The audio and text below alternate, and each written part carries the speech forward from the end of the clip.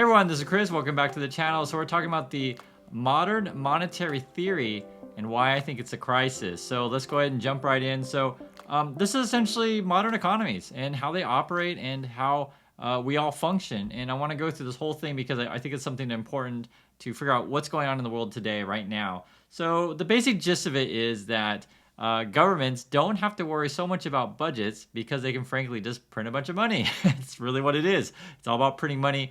Forget about budgets. But keep that in mind as we go through this whole thing because it'll certainly make sense to you. Now, you as a regular person watching this video, you know that we tell you that you want to get a job, you want to earn money, you want a budget, right? You want a budget because this is how you live a healthy and happy life, right? One of the things too about sort of our economy is that you always need to constantly be buying new cars, new TVs, everything new because that's how you get a good life. And this is sort of what keeps the economic system going. You are essentially our engine to the world economy, which we're going to get into, but you are the center of this. Part of being the center of this is that if you look at the American economy as a whole, as of now, as of September 2022, consumers, essentially 68% of the U.S. economy, and sometimes even a little bit higher. One of the things that too is that in order for you to buy all of these things, you constantly need to borrow money. You need to borrow money to buy a house, need to borrow money to buy a car, need to borrow money to buy a washing machine. All of these things essentially based on not only you shopping, you having a job, but you borrowing money to get said things. And when you borrow money to get said things, it sort of keeps the system going. Now, you do have buying limits, right? You don't have unlimited buying power. You guys know this. You have to essentially, figure out your budget. Can you buy the big house? Can you buy the small house? But you do have limits. The thing too is that if you borrow at the right amounts, right, you can have success. You're borrowing for education, borrow your house, etc. Even your dog's a cat, and you do it right, you're going to be successful. This is part of the American dream. The other thing is too is that understand that there are rich people in the world, right? Say like Elon Musk, he's a billionaire, but even Elon Musk has to borrow money because he can't just buy anything that he wants. So in fact, he's looking to buy Twitter as of recording this, and that's for $44 billion, right? He's buying company essentially, and he's got to figure out a way to get like a missing $13 billion. So what Elon has done, as you can see here, he's actually making deals with banks to buy Twitter, and this is a list of banks. So Bank of America, Barclays, BNP, Mizuho, Morgan Stanley, Mitsubishi, and Societe Generale. And these are actually international, so a couple of Japanese on there. You have, I believe, Spain on there. Barclays would be UK. You have USA, and I believe that's French. So the reason why this matters is because you're going to see that our world economy is all connected. So Elon Musk is even getting a lot of foreign investors to help him buy Twitter. The other thing too is, which is thinking about as well, is part of our system, the way our government works. And remember, governments essentially regulate our economy. That's the best way to figure it out. Is when we decide who we want to put in government, who we want to represent, how we spend our money, manage our money. Oftentimes, the regular voter votes for people, votes for politicians that make the most promises. That's essentially how it boils down to. So for example, if you want the politician that is going to give you schools, you vote for that politician. You want the politician that's going to give you tax credits on electric vehicles, you vote for them. You want factories, you vote for them. You want walls, you vote for them. You want the politician just frankly just going to give you a bunch of money, you vote for them. You want the politician that's going to cut your taxes, you vote for them, right? You vote for politicians that give you the most promises. That's generally how this thing works. The other thing is too, is our system is set up after politicians make all of these promises to people, then they got to figure out how to actually pay for it. We have a couple different ways that we think about this. One is the Fed. This is Jerome Powell's head of it at the moment, and they're in charge of essentially our money supply. The Treasury, which is currently Janet Yellen, she's basically in charge of our debt and our budgeting, okay? So you have a couple different players in this game, and it is a game. The Treasury, as you can see, is managing public debt and also understanding our economy and our tax policy. And then the Fed, as mentioned before, we're talking about having a stable monetary system. And one of the things they always talk about as well is making sure that markets function well. You're going to hear about this a lot. Our government, the U.S. government at the moment, though, does do deficit spending. The U.S. government is not alone, though. Almost every major world economy, essentially a country, right, one part of the G20, are all doing deficit spending. What this means is that they are spending more money than what they're bringing in taxes. And again, this has to do with monetary policy. The basic gist of the general government budget, and this again relates to the world economy, and bear with me here, this is the American government here, is that you can issue bonds to pay for your tanks, schools, right, old people money, or you can tax, right? So you got to pay for things in some way. Bonds essentially is that you're borrowing money, the government, US government, is borrowing money from people essentially to pay for things, right? So they don't necessarily have all the cash, they can borrow it.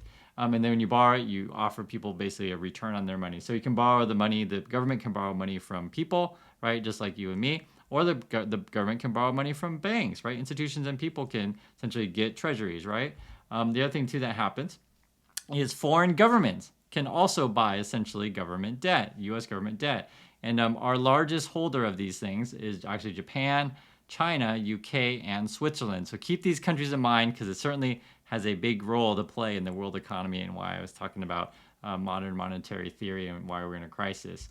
The other thing too to think about as well is that why are we able to sell these essentially government debts out to other countries? Well, the reason is because people really trust the American economy. And why do they trust the American economy? Because one, we are constantly shopping. Two, because we're shopping, this creates jobs and people have jobs, right? And we're also able, the government is to tax people, right? So the government has money from taxing people, and also you have money because you have a job, you're able to shop. When you shop, it creates jobs for other people, et cetera. That keeps our economy going and creates a lot of confidence around the world. And essentially people trust the US dollar and trust our treasury bonds.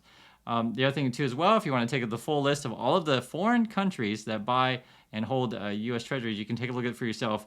There's quite a bit, and as mentioned before, Japan, China, the UK, and actually Switzerland are among the top holders.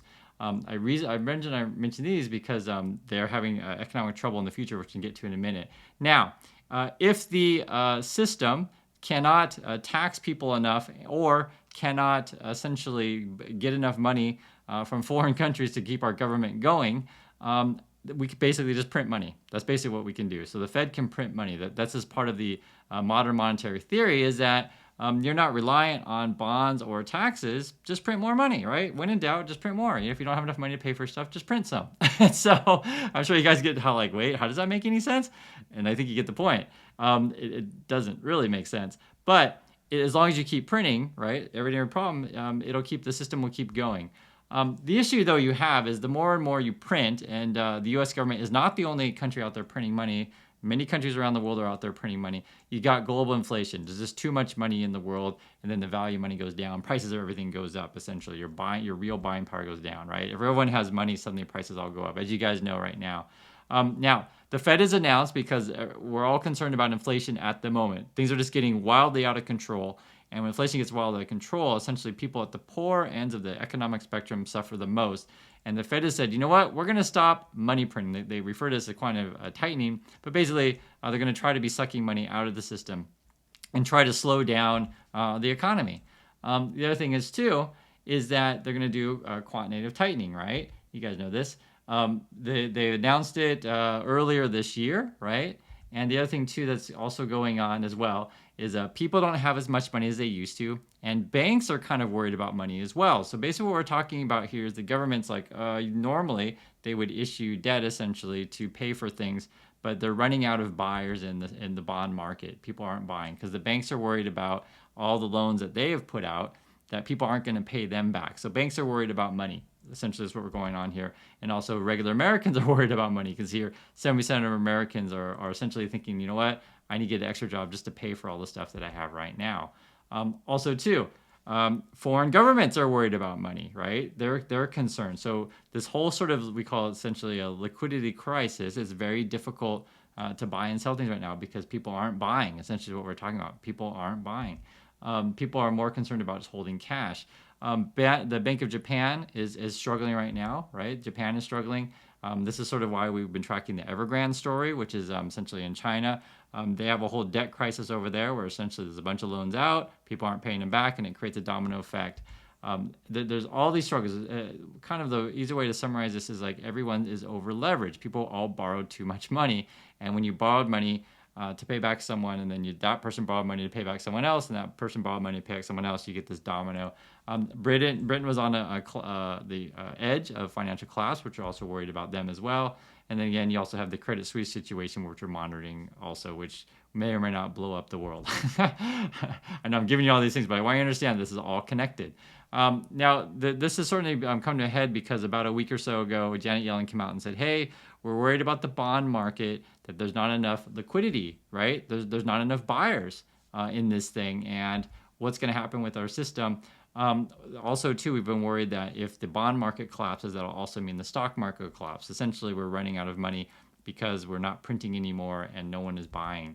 The other thing, too, is that in the past, Yellen was essentially would be the one that would be managing our budget and things like that.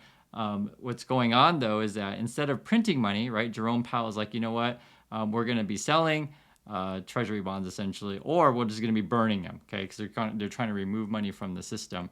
The other thing is, too, is then Yellen's like, you know what, we're thinking about buying these things back. Now, it seems a little bit weird because it is, and they're referring to this as a bond buyback program in order to essentially keep our system going. Now, normally, like I said before, the buyers would be something like your banks, your regular people, and your foreign governments, but right now, where there's not enough buyers, that the bonds are selling off. You can see here, Janet Yellen's considering the U.S. Treasury actually buying back some of these bonds, and it's a bit weird is because you're essentially buying back your own debt. and this is sort of why I'm making this video, because if it doesn't make any sense, you're right.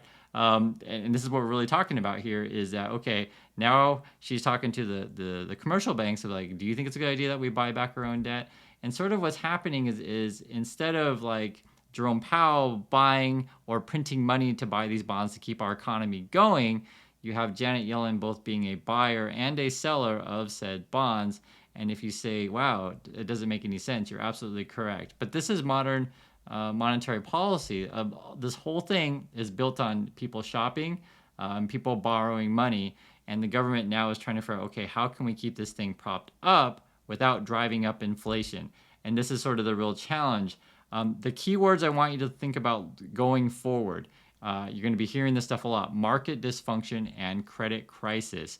Because essentially the reason why the Treasury would be buying back their own debt and then sell the debt again is to keep the system going. They're just trying to keep the system going. It is a constant struggle to like borrow, keep it going, keep it going, keep it going. But market dysfunction is essentially when the market shuts down. You're going to hear this. You're going to listen to this for a lot. Listen for these words: market dysfunction, and listen for credit crisis. Credit crisis meaning that no one's willing to lend anymore because no one's paying each other back. So these are the two phrases I want you to look for in the future. And this is sort of why I'm thinking that we're in a modern monetary crisis. The main reason is because nothing makes sense. I want you to understand that you are a central role in this whole thing, right? You are a shopper. You support the U.S. economy. You're also a worker. You support the U.S. economy. Our whole currency, our whole system is dependent on you doing your role as a consumer. And then we create confidence for everyone else around the world who have confidence in our currency and our economy. And essentially, that confidence is starting to dwindle. One of the reasons is because essentially we've printed too much money and inflation is getting out of control. And it's not just the USA, it's all over around the world. So hopefully this all makes sense as best as I can. And I'd love to hear your thoughts on this thing. And this is why I believe all of it is in a crisis. So thanks again for watching, and I'll catch you next video.